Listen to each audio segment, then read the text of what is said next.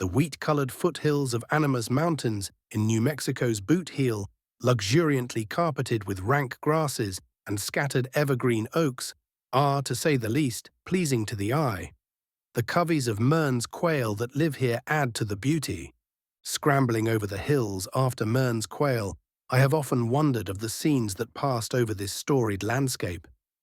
450 years ago, Spaniards passed this way, laden with heavy armor, on a mission for gold and the conversion of men's souls. The Mormon battalion, moving towards San Diego in the Mexican War, suffered tribulations traversing this unforgiving environment.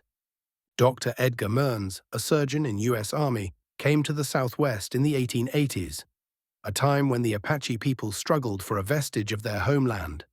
Dr. Mearns' assignment in the Southwest was twofold: administer to the cavalry's sick and observe and collect animal life. He did just that. Among his many observations were the birds that would eventually bear his name. And no doubt, just like I feel the rousing jolt of a covey of Mearns exploding in front of my dog, I know Dr. Mearns did too. Mearns quail are one of 5 subspecies of the Montezuma quail, primarily a Mexican species. Mearns range across southern Arizona and New Mexico and extreme southwestern Texas, southward into Mexico to northern Coahuila. This oddly marked down-faced bird is the biggest of the southwestern quails, reaching 9 inches long and weighing in at a half-pound. Life in an arid environment has equipped this bird with unique traits. Nesting is keyed to rainfall. Almost like clockwork, mid-July brings with it the summer rains. And as the rain goes, so goes Mearns. Good summer rains usually means good coveys during the hunting season, and a good set of brooders the following summer. Though actual egg-laying doesn't take place until mid to late summer, the cocks and hens pair up way ahead of time in March. The cocks typically outnumber hens, so only the best get to breed. The hens make that determination on the cock's insect-like buzz call. Cocks start buzzing just after sunup, and once one bird starts vocalizing, in short order, the neighbors follow suit. Some fighting among competing suitors occurs, and the nesting territories are firmly set by summer solstice. Both soon-to-be parents take part in building the nest. Trees or rocks provide some protection to the elaborate nests built at their base. The birds dig out a 3-inch deep depression, line that with leaves and fine grasses, and then weave a dome of grasses overhead. An 8-inch tunnel of grass leads to the nest, and its entrance is capped with a hinged door. Whenever the parents go through the door, they take every precaution to see that it closes behind them. The hens lay up to 16 chalk-white, 1-inch eggs that are incubated by both parents. The eggs hatch in about 25 days, with the peak hatching period occurring in late August or early September. The chicks emerge at the same time as new plant growth, assuring a food supply for the needy young. Some broods don't appear until nearly the 1st of October. That explains why opening day of mean season isn't until December. The chicks eat right alongside their parents, and with impending danger, the parents feign injury to distract would-be predators, while the chicks scatter.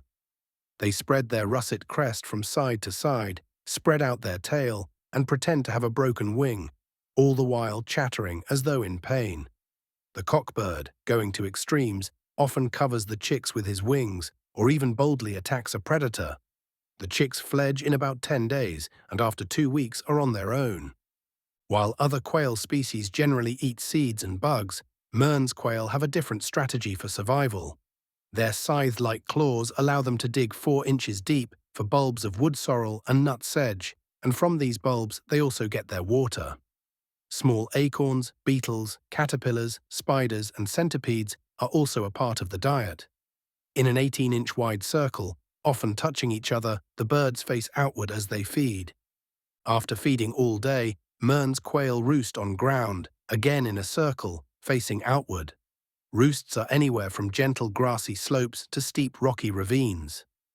But no matter where or when you find birds, one thing is usually common: rank grasses.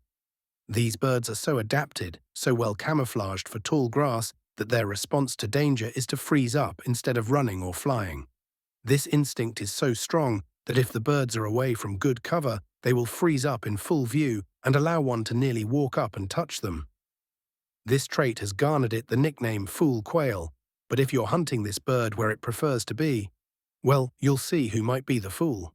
In January 1885, Dr. Mearns knew the feeling, writing in his field notes, "As I cambered up this difficult slope, one after another they flew up before me, always from right in front of me, uttering their singular notes and generally taking me when badly balanced and unprepared. There is no substitute for a lack of preparedness." Dr. Mearns might have had some forewarning with a dog. A good dog has tremendous utility for hunting Mearns. In fact, they are a necessity. These birds secret themselves, squatting so tight that without a dog you can walk right over them and not know they were even there. You'll be roused when they do flush. The sexes look so different that you can tell them apart on the wing. They erupt at about 20 miles per hour and in just a couple of seconds start gliding.